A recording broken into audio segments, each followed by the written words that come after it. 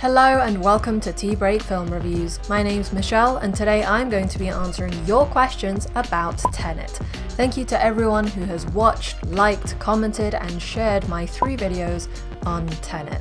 Every click matters, especially to a small channel like mine, and it really means a lot to see that my research and the effort that my editor and I put in has helped you understand the film a bit better.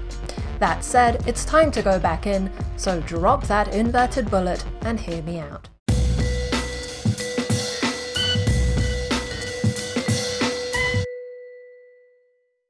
Before we start, please consider subscribing to help support this channel so we can keep making videos like this. Many of you commented how the watch in my example would not start ticking backwards once I go inverted, once I use the machine.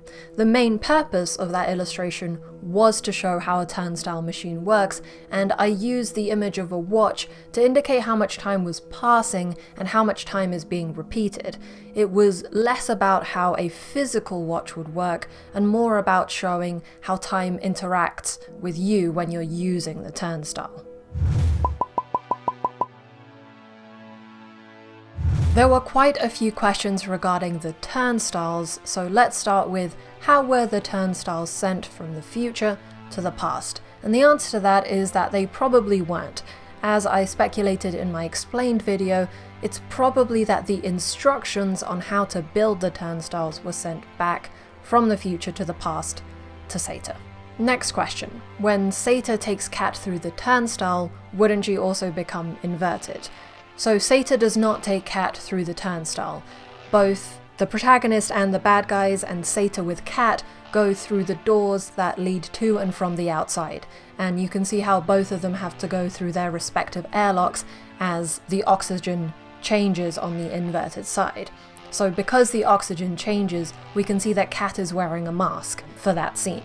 Technically anyone can walk into either side, but they need to have oxygen respective to if they are inverted or not.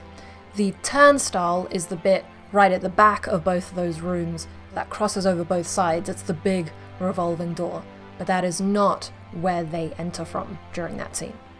Next question. How is the amount of time to be reversed controlled? The process of inversion happens in real time, so you are not jumping to a specific time. You can't choose. It is not like Back to the Future when you pick a date and a time and you just pop into existence at that specific time. When you invert, you have to live through the time backwards to reach the bit that you want to reach. Leading on from this, how do our inverted heroes travel for days or weeks? So the film implies that you can travel inverted for however long you want, as long as you have a supply of oxygen. When they're in that big yellow container, they don't have to wear masks, so the assumption is that they have a supply of oxygen within that container. But when they're out on the boat, when the protagonist is doing pull-ups, and when Ives and him are talking on the deck, they are wearing masks. The next question is quite a long one about the Freeport fight that the protagonist has with himself. If the protagonist saw himself come out of the inverter and fought him, then carried on to the point where he has to go back to that inverted and fight his earlier self, then that means his earlier self is continuing forward to loop back again. Wouldn't it be a never-ending loop? No, it wouldn't. If you look back at my illustration on how the turnstile machines work, then the loop will end once your past self enters the machine and will disappear. Another way to think about it is that the turnstile machines are where loops are created and ended. With that in mind, let me address the questions relating to multiple timelines and time travel. This is one of the most heated debates from my comment sections. There are many people that insist that time inversion must be time travel and that there are multiple versions of you living multiple different lives on different timelines. i.e., in my example, there is a version of me who missed the flight and a version of me who made the flight, living separately. Within the film, there is a version of Neil who dies and a version of Neil that goes on to meet the protagonist. The same with Seta, there is one who dies in the Vietnam trip, and one that goes on to experience the rest of the film's events. Except none of that is correct. It is not clearly shown in the film, but the principles of time inversion imply that the only important version of yourself is the most recent one, and it's in that one that your consciousness exists. So the me who made the flight is the same me that previously had missed it. I think the term time travel in itself is the root of much of the confusion and debate. Physically traveling from point A to point B can, mean many different things. It can be linear, you get into a train, travel for 1 hour, and then you're somewhere else, or it can be traveling between years, such as in Back to the Future. You boop a button and you're there. However, within the context of this film, as a comment from Boss Attack says, it's a film in which there is time travel, but it is a closed loop system, such as is the case with the predestination and bootstrap paradoxes, both of which are very interesting things to research if you fancy. The turnstile machine enables you to create a loop in your timeline, so you invert, stay inverted for a period of time, and then uninvert and go back to normal. In my 30-minute illustration and example, I said that there would be 3 instances of yourself within those 30 minutes, and this is true, but for that first original version of yourself. There would be you, the version of you see exiting through the proving window, which is the term they use in the film, and then the one who will eventually come into the machine and uninvert. However, once you've completed the journey, the closing of the loop will be indicated by you seeing your past self go into the machine to invert, but you won't see another you reverse exiting through the proving window. That is when the loop is closed. This is what Ives alludes to when they first go into the machine to save Kat. He says that if you do not see yourself in the proving window, then you ain't getting out. And this is where things get super complicated, and the concept of time inversion threatens to actually be one in which there are multiple realities and timelines. For it to be a closed loop system, you have to see yourself reverse exit through the proving window. Otherwise, it would indicate that you are the version of yourself that will disappear and close the loop, i.e. you'd cease to exist, but you'd be conscious of it. The fact that Ives even mentions this shows that the characters within the film aren't sure whether there can be multiple versions of you with their own consciousness.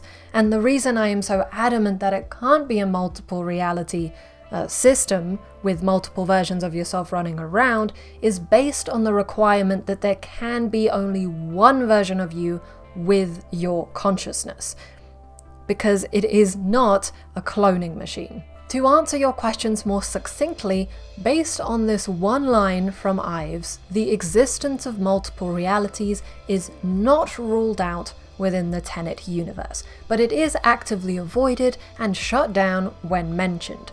An example of this is when the protagonist asks Priya to tell his past self about the algorithm so Seta doesn't get it and Kat doesn't get shot, but she refuses. And multiple times within the film, there are characters saying, "What has happened has happened."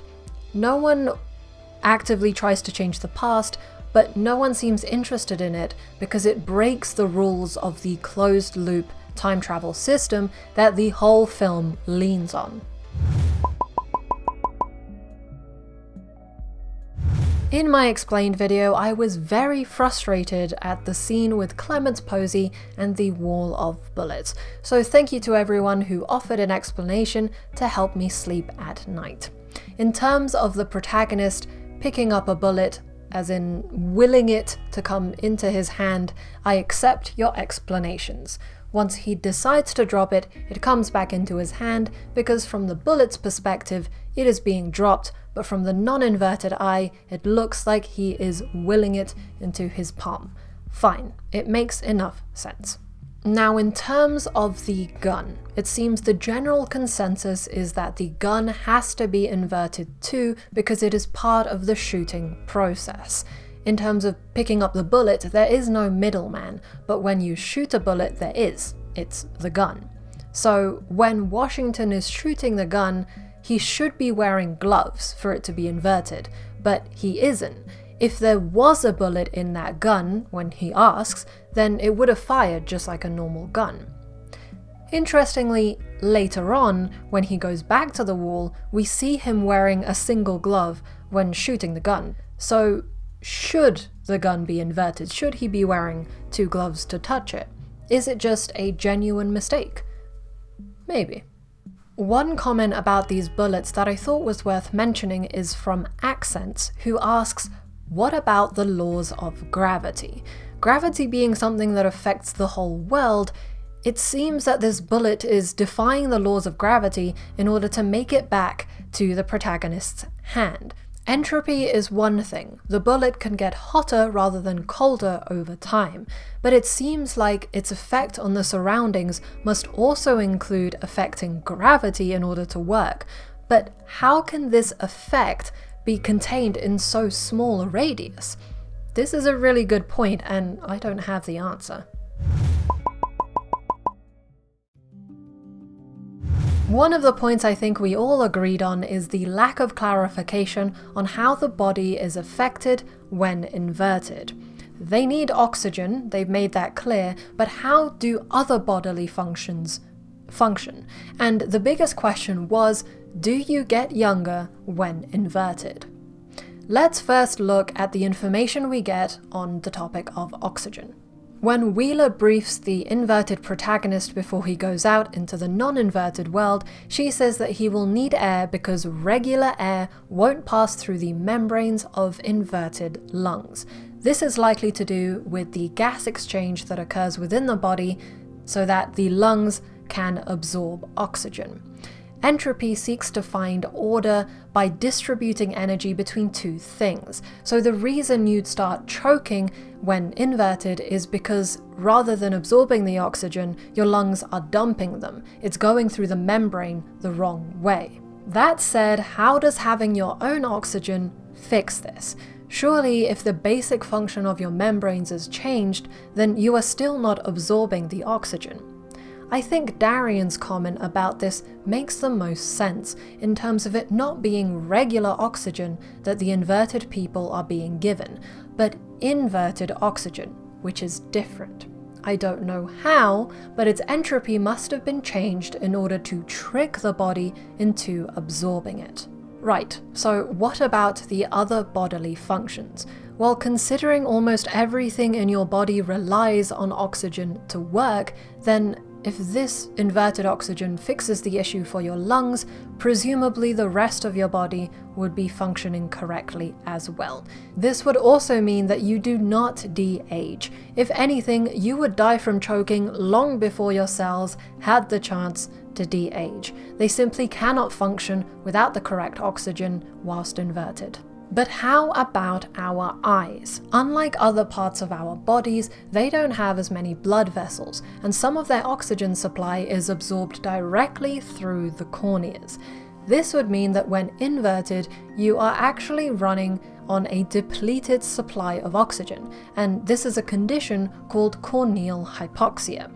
The symptoms include excessive tearing, burning, a scratchy feeling, and blurred vision. Mild cases can lead to swelling, whilst severe hypoxia can lead to blindness. Wheeler says to the protagonist, "You may experience distortions of your vision and hearing." This line is probably an attempt at addressing an issue like corneal hypoxia, but we never see any visual distortion on screen, nor do any of the characters seem to be experiencing anything as severe as the symptoms I have described. Sure, when they're in the yellow container, there is oxygen all around them, so they would be having no issues.